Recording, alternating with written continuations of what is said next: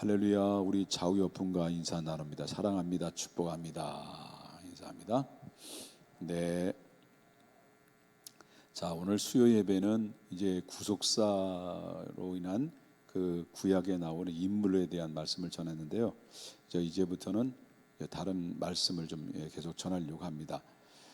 인생의 곤고할 때라고 하는 제목을 가지고 우리 함께 은혜를 나누고자 하는데요.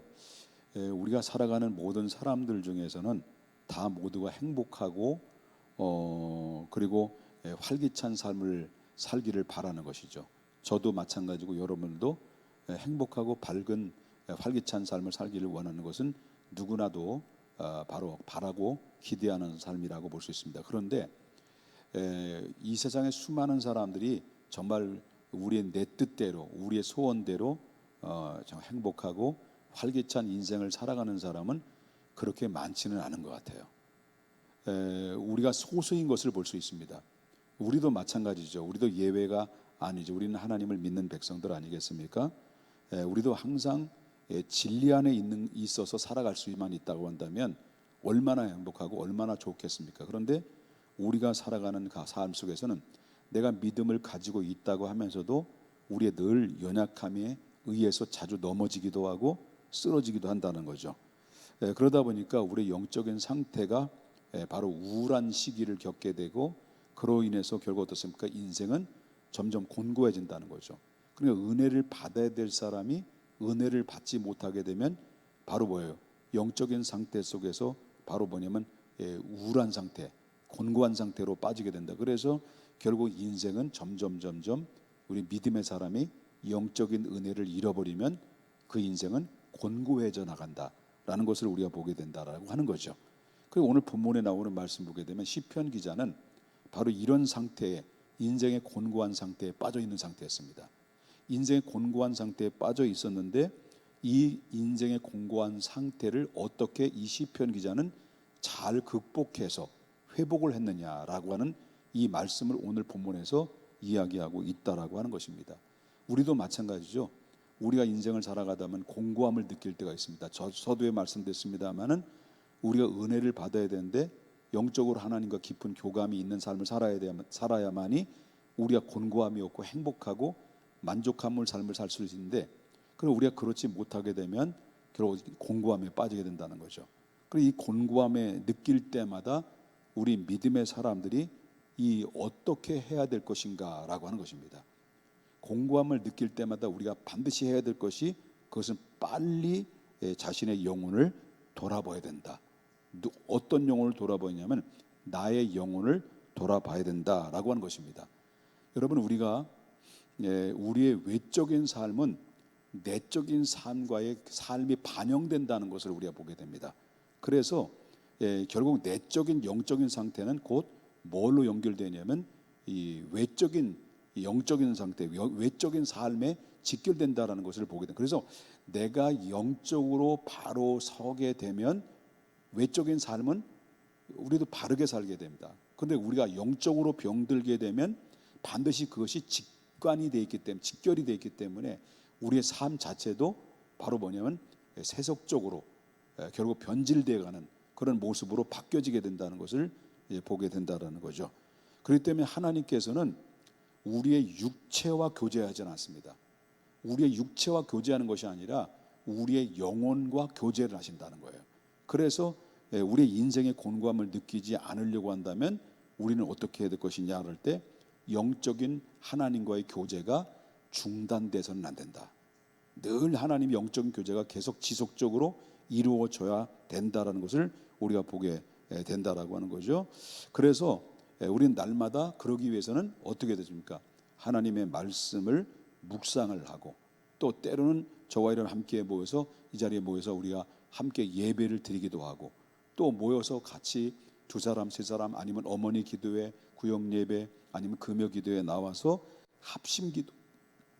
합심기도를 통해서 우리 영적인 상태를 올바르게 바로 이제 유지시키는 것이 상당히 중요하다라는 것을 우리가 보게 됩니다. 그래야 우리 영적인 인생의 곤고함을 만나지 않을 것이다라고 하는 것입니다. 그런데 만약에 우리의 영적인 기능 또 질서가 올바르지 유지되지 못한다고 한다면 우리는 결국 망가질 수밖에 없다라는 것을 보게 됩니다. 그래서 이 시편 기자 오늘 본문에 나오는 이 말씀을 이 사람이 얘기하는 것은 뭡니까? 자기 자신도 지금 뭐예요? 원래는 하나님의 사람이었는데, 원래는 하나님 앞에 충만했던 사람인데 어떻게 하다 보니까 영적인 상태가 바로 뭐냐면 곤고한 상태로 바뀌어져서 지금 자기가 괴로워하고 있는 거예요. 내가 이러면 안 되는데, 내가 왜 이렇게 이 모습으로 자꾸 우울감에 빠지게 되고 내가 지금 이 상태에 이렇게 허우적거리는 이유가 뭘까라고 할 때 이 영적인 상태를 놓고 고민하다가 그는 입술로 하나님 앞에 구하는 거죠. 구하면서 뭐라고 말하냐면 내 영혼이 진토에 붙어 싸우니라고 고백을 합니다. 지금 내 상태가 내 영혼이 진토에 붙어 있는 상태다. 그럼 여기 진토라고 하는 것은 뭡니까? 흙, 먼지, 이걸 이야기할 수 있습니다. 그럼 여기서 자기 자신의 영혼이 마치 티끌처럼 먼지처럼 그냥 붙어 있는 상태, 땅바닥에 그냥 딱 붙어 있는 상태, 이걸 가지고 뭐라고 말하면 죽음을 말합니다. 내가 지금 내 영혼이 영적으로 죽어가고 있다. 내 지금 영혼 상태가 지금 서서히 죽어가고 있다라고 이렇게 지금 이 상태를 자기가 하나님 앞에 고백을 하게 된다라고 하는 거죠. 그래서 시편 기자는 시편 22편 13절에도 비슷한 얘기를 한 적이 있어요. 뭐라고 얘기하냐면 내 힘이 말라 질그릇 조각 같고 내 혀가 입천장에 붙었나이다. 주께서 또 나를 죽음의 진토 속에 두셨나이다. 이렇게 얘기해요. 진토라는 얘기 나와요. 그러니까 이 시편 기자는 자기도 지금 바로 영혼이 말라서 힘이 없어서 지금 진토처럼 내가 지금 죽음이 임박한 죽음을 기다리는 것처럼 내가 죽을 지경에 놓여 있다라고 하는 그런 고백을 하고 있다라고 하는 거죠. 또 여기서 또 시편에 보면 30장 9절에 보니까 뭐라고 말하냐면 내가 무덤에 내려갈 때에 나의 피가 무슨 유익이 있으리요? 진토가 어떻게 주를 찬송하며 주의 진리를 선포하겠습니까? 내가 진토처럼 다 죽어 있는 상태 속에 있는데 내가 어떻게 죽었는데 찬송할 수 있고 죽었는데 어떻게 예배할 수가 있겠나라고 하는 자신에 대한 죽음의 위기에 영적으로 지금 처절하게 그 실패된 모습을 고백을 하는 모습이 담겨져 있다라고 합니다. 자, 이런 영적인 침체가 우리가 찾아오게 되면 우리도 마찬가지고 여러분도 마찬가지고 언제든지 영적인 침체는 찾아올 수가 있다라는 거죠. 그럴 때 하나님과 영적인 교제가 단절된 상태에 있었기 때문에 결국 어떻습니까? 기쁨이 사라지게 되고 결국 생명까지도 위협을 받게 되는 그런 결과를 얻게 되는 것을 보게 된다. 그래서 가장 우리 믿음의 사람들에게 가장 적 중에 적이 뭐냐면 점점 내 자신도 모르게 영적인 곤고함 상태 속에 빠져들어가는 것이 이게 가장 주의해야 될 문제예요. 그럼 자, 영적인 곤고함이 인생의 곤고함이 찾아오는 사람들의 특징이 있을 거 아닙니까? 그럼 내가 과연 나는 영적인 상태 속에서 곤고함이 있느냐 아니면 영적으로 지금 진토처럼 바로 눌려져서 바로 서서히 내 심령이 죽어가고 있는 상태인지를 우리가 뭘로 증상을 알 수가 있겠느냐를 할 때 그것을 보게 되면 영적인 민감함보다는 세속적인 것에 대한 매우 예민한 마음을 가지고 있는 상태, 이런 상태를 우리가 의미했고요. 또한 바로 이런 증상은 하나님 말씀에 대해서 매우 둔감한 거예요. 말씀에 대해서 매우 둔감하면서 둔감 마음을 가지게 되어 있는 상태, 이것이 바로 뭐냐면 이 자신의 영혼이 찾아올 때 영적인 지성이 혼란스러운 일들이 벌어지게 되는 거죠. 또 하나님의 말씀에 이제 지키려는 의지도 이제 점점 사라지는 거죠. 옛날 하나님의 말씀을 들었으면 들은 말씀에 대해서 우리 지키려고 애쓰고 이 말씀대로 살아가려고 하는데 이 말씀대로 살아갈 힘이 없는 거예요. 영적인 상태가 이미 죽어지고 진토처럼 이제 바닥에 요동치다 보니까 내 영적인 상태로 내가 믿음으로 살아갈 용기도 안 되고 힘이 없다 보니까 결국 이런 상태로 전락하고 말고요. 우리 예배를 드립니다. 예배를 드리긴 드리지만은 형식적인 예배가 되고 마치 종교인이 행사에 지나치 않은 이런 모습으로 전락한 상태를 결국 그 속에서 뭡니까? 천국의 향기는 사라지게 되고, 그다음에 하늘의 생명은 희미해지게 되고, 그다음에 옛날에 같은 그 충성된 기쁨, 이런 기쁨들이 다 상실된 상태를 볼 때, 내가 지금 이런 상태에 놓여 있다고 한다면 나는 지금 이런 영적인 곤고함 상태, 침체 늪에 빠져 있다라고 볼 수 있다라는 거죠. 이거는 위기감을 느껴야 된다. 자, 이런 증상이 바로 뭐냐면 인생의 곤고한 상태, 영적인 침체 상태다라고 이렇게 얘기를 합니다. 자, 이게 지금 시편 기자는 이렇게 얘기했고, 오늘날 저와 여러분에게도 얼마든지 찾아올 수 있고, 지금 내 심령 상태는 이런 모습은 아닌가를 한 번쯤 내 자신을 돌아볼 필요성이 있다라고 하는 것입니다. 자, 그럼에도 불구하고 시편 기자는요, 영혼이 곤고한 상태에 빠져 있는 그 상황을 직시하고 하나님 앞에 엎드리죠. 주님, 제발 살려주십시오. 제발 나를 이 영적인 바로 침체의 늪에서, 그리고 영적인 죽어져가는 나의 심령의 상태에서 나를 제발 살려주십시오라고 간절하게 하나님을 찾는 그런 모습을 보게 된다라고 하는 거죠. 그래서 오늘 함께 읽었던 말씀 다시 보겠습니다마는, 내 영혼이 진토에 붙어 싸우니, 그러면서 뭐라고 말하냐면 주의 말씀대로 나를, 다시 뭐라 그럴까요? 나를 살아나게 하소서. 나를, 이게 무슨 말입니까? 나를 살려주십시오. 제발 나를 살려주십시오라고 하는 간절한 그런 고백이 여기에 담겨져 있다는 거죠. 그때 시인은 침체 늪에 빠진 영혼을 위해서 자신이 할 수 있는 일은 아무것도 할 수 없는 겁니다. 자신의 능력으로는 아무것도 할 수 없는 거예요. 아무리 내가 일어서려고 해도 일어설 힘조차도 없어져 있는 상태, 영적으로 회복하려고 해도 회복이 안 되는 상태에 놓여 있을 때, 그때 조용히 하나님의 은혜를 구하며 자신의 영혼을 하나님 앞에 살려달라고 희미한 고백, 희미한 음성으로 하나님 앞에 고백하는 그런 모습을 엿볼 수가 있다라고 하는 것입니다. 그래야 할 때 하나님께서는 그런 모습을 보셨을까요? 안 보셨을까요? 자기 영적인 곤고함으로 인해서 제발 하나님, 내가 숨이 막혀 죽을 지경입니다. 나의 영혼에 지금 바로 진토처럼, 그리고 또한 내가 죽을 지경에 놓여 있습니다. 하나님, 나에게 말씀대로 나를 회복시켜 주시고 나를 살려 주십시오라고 하나님 앞에 간절히 간청했을 때 하나님은 그 모습을 정확하게 보신다. 그래서 결국 어떻습니까? 다시 회복시켜 주시는 분이다. 그냥 우리를 방치하시는 분이 아니다라는 거죠.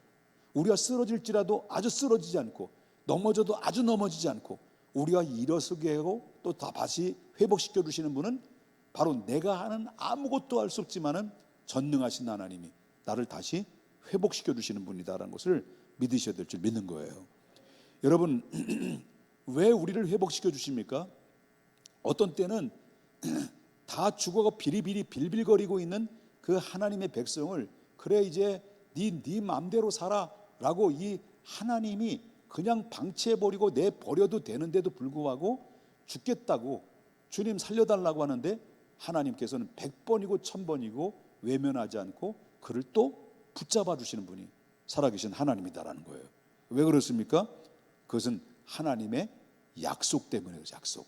하나의 약속인데, 하나님은 때때로 우리를 침체 늪에서 고통의 시간들을 보내도록, 어떤 때는 짧은 시간, 어떤 때는 긴 시간으로 우리를 어떤 방치해 두는 경우, 방치해 두는 것처럼 느낄 때가 있어요.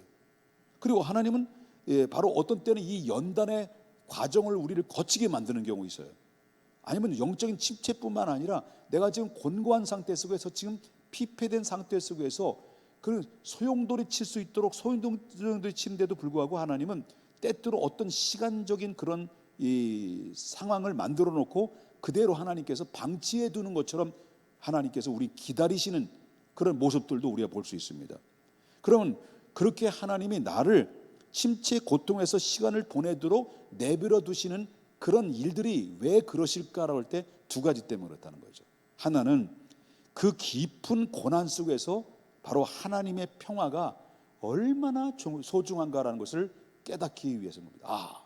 내가 은혜를 잃어버렸으니, 내가 하나님 앞에 정말 믿음의 영적으로 바닥을 치고 죽을 지경에 이르렀으니, 하나님의 은혜가 얼마나 귀하고 하나님이 우리에게 주시는 이 평화가, 하나님 우리에게 주신 기쁨이 기에 얼마나 귀한가라는 것을 일정한 기간을 통해서 하나님의 소중함을 또 깨달을 수 있는 그런 모습들로 하나님이 우리가 지니도록 때로는 우리를 연단에 기간을 두고 우리를 훈련시키시는 것을 볼 수가 있고요. 또한 오직 이런 이 훈련의 과정을 통해서 오직 하나님만 의지하는 방법을 배우게 하는 하나님의 의도적인 그런 모습들도 볼 수가 있다라고 하는 것입니다. 그렇기 때문에 시편 기자는 하나님의 약속의 말씀을 붙들었어요. 그리고 나서 아까도 말씀드렸습니다마는 주의 말씀대로 나를 살아나게 하셨어. 왜냐하면 그가 붙들었던 이유는 바로 뭐냐면 하나님의 말씀은 영혼을 변화시키는 능력이 있기 때문이었습니다.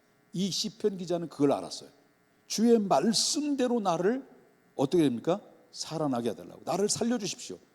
다시 말한다면 내가 말씀을 의지합니다. 주의 말씀으로 내게 임하여 주소서. 그 말씀으로 내 심령을 다시 한번 요동치도록 나를 붙잡아 주시옵소서라고 하는 간절한 열망이 그 안에 있었을 때, 그때부터 이제 변화가 그 심령 속에 꿈틀거리기 시작했다라고 그는 고백하는 거죠. 왜 그렇게 하나님의 말씀을 다시 붙들려고 합니까? 왜 하나님 말씀을 붙잡으려고 합니까? 그 말씀을 왜 의지하려고 합니까? 그 이유는 비유로, 말씀에 대한 비유로 여러 가지가 있습니다. 보통 세 가지로 비유합니다. 하나는 바로 뭐냐면 주의 말씀은 위대한 능력으로 우리를 보호하시는 방패가 되기 때문에, 방패가 되기 때문이었습니다. 그렇기 때문에 하나님의 말씀은 위대한 방패라고 그래서, 시편에서 이런 방패라고 하는 이야기를 비유로 많이 이야기를 했는데, 시편 18편 3절에 보니까, 30절에 보니까 여호와의 도는 완전하고 여호와의 말씀은 순수하니 그는 자기에게 피하는 모든 자의 뭐라는 거예요? 방패라. 방패. 하나님의 말씀인 우리를 보호해주는 방패다라고. 방패. 또 시편 119편 114절에 보니까 주는 나의 은신처시요 뭐라고 말하니까 방패시였습니다. 시편 창세기 15장 1절에 보니까 아브라함에게 말합니다. 그 중반절에 보니까 아브라함아 두려워하지 말라, 나는 또 뭐라 합니까? 내 방패요 너를 지극히 큰 상급이다. 내가 너를 방패가 되어준다는 거죠. 항상 방패가 되어준다는 약속의 말씀대로 정말 이 말씀을 믿고 다시 말씀을 붙잡고 말씀을 통해서 나를 약속한 대로 나를 살려달라고 할 때, 그 말씀은 이 사방의 우겨싸움을 당하는 그 가운데 있을 때 하나님의 그 말씀이 나를 방패로서 보호해 주신다라는 사실을 믿으셔야 될 줄 믿는 거예요. 또한 그뿐만 아닙니다. 영혼의 힘과 원기의 회복을 위해서 우리는 뭘 줍니까? 이 단맛을 준다라고 비유를 했어요. 말씀은. 그래서 시편 기자는 시편 119편 103절에 보니까 주의 말씀의 맛이 내게 어찌 그리 단지요 내 입에 꿀보다 더 다니이다. 여러분, 설교를 들 때 은혜가 충만한 자들에게는요 그 설교 한마디 한마디가 꿀송이처럼 들려져요. 여러분, 그 하나님의 은혜가 충만해지면 그 말씀을 묵상할 때마다, 여러분 말씀을 읽을 때마다, 말씀이 들려올 때마다 그 말씀 한마디 한 구절 한 구절이 주의 음성이 들려올 때마다 송이꿀보다 더 달게 느껴집니다. 이것은 바로 뭡니까? 영적인 건강한 상태. 왜? 음식을 먹어보면 이 사람이 건강한지 건강하지 못한지를 어떻게 합니까? 건강한 사람들은 어떤 음식도 다 맛있는 거예요. 그 건강하지 못하고 병든 자들 보니까 이것도 맛이 없고 저것도 쓰네, 이건 다네, 이거는 바로 짜네.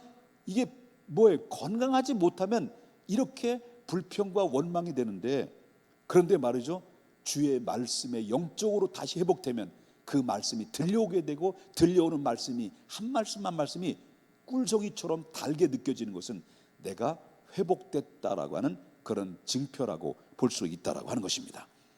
그렇기 때문에 시편 19장 10절에 보니까 또 뭐라고 말합니까?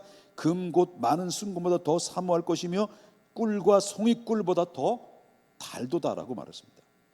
또 때로는 이 어둠 속에 앞날을 밝혀지는 바로 빛과 등이 주의 말씀이라고 그랬습니다. 여러분, 시편 119편 105절에 보니까 주의 말씀은 내 발의 등이요 내 길에 뭐라 그러니까 빛이라고 그랬습니다. 그럴 때 저와 여러분이 말씀을 붙잡으면, 여러분 말씀을 의지하면, 말씀을 붙들고 살아가는 자들에게는 절대로 실패하지 않는다는 거예요. 믿으시면 아멘 하십시다. 그렇기 때문에 하나님의 말씀을 붙들고 있는 자, 말씀을 의지하는 자, 말씀을 믿는 자는 그 말씀이 여러분의 삶에 가는 길에 등불이 되고 빛이 되어서서 쉴만한 물가로 푸르초장으로 인도하시는 놀라운 능력의 역사가 주의 말씀을 통해서 임한다는 것을 여러분 믿으셔야 될 줄 믿는 거예요. 그래서 우리가 의지해야 될 것은, 오직 붙들어야 될 것은 생명 있는 하나님의 말씀. 그 말씀은 살아있고 운동력이 있어 좌우의 날쏘는 어떤 검보다 예리하여 우리의 영과 혼과 관절과 골수를 찔러 쪼개기까지 하며 우리의 마음과 생각을 감찰하시고 우리의 방향성을 제시하시는, 성공의 길로 실패하지 않고 능력의 길로 인도하시는 바로 등과 빛의 역할이 주의 생명에 있는 말씀이라는 것을 믿으셔야 될 줄 믿는 것입니다. 그러므로 말씀을 붙들어야 돼요. 그러므로 성도의 일생은 이 세상 사람들이 전혀 경험하지 못하는 생명의 능력으로, 사랑의 힘으로 살아갈 수 있는 것은 우리가 주의 말씀을 의지하고 살아갈 때 가능한 것입니다. 그래서 주의 말씀대로 나를 살아나게 해달라고, 우리가 이 시간은 하나님 앞에 구하고 하나님을 찾아야 될 것은 주의 말씀대로 나를 회복시켜 주시고, 주의 말씀대로 나의 곤고함에서 회복시켜 주시고, 주의 말씀대로 나에게 이제 다시 한번 영적으로 바로 서서 다시는 이제 바로 진토처럼 딱 땅에 달라붙을 만큼 초라하게 내동댕이 쳐버린 나의 영적인 상태가 아니라 주의 말씀으로 다시 일어나게 해주시고, 주의 말씀으로 다시 회복해 주시고, 주의 말씀으로 다시 한번 승리의 개가를 부를 수 있도록 인도해 달라고 여러분 하나님 앞에 다시 한번 간구의 기도를 올려야 될 줄 믿는 것입니다. 말씀을 마치려고 합니다. 인생의 문제는 이 세상에서 끝이 없이 일어나지만은 바로 뭐냐면, 답은 아무리 그 이 세상에 찾아보려고 해도, 답을, 인생의 문제를, 그 곤고한 문제를 아무리 이 세상에서 찾아보려고 해도, 아무리 찾아봐도 답은 없는 겁니다. 오직 답은 하나님 앞에 홀로 서 있는 우리와 하나님의 사이에서 얻어지는 겁니다. 그렇기 때문에 삶의 벼랑 끝에서 하나님이 우리를 어떻게 건져주셨는지 우리는 늘 기억해야 된다는 거죠. 잠시 은혜에 미끄러져서 곤고함에 처했다 할지라도 우리는 좀 회개하고 첫사랑의 그 시절로, 그 은혜의 시기로 돌아가게 해달라고 우리는 하나님 앞에 기도하면서, 자칫 잘못하면 넘어지고 하나님을 놓치고 하나님 말씀을 잃어버리고 은혜의 감격을 잃어버리는 영적인 침체 속에서 빠져들면 인생은 곤고해지는 것이다.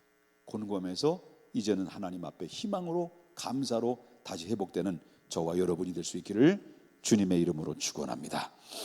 찬양 부르겠습니다.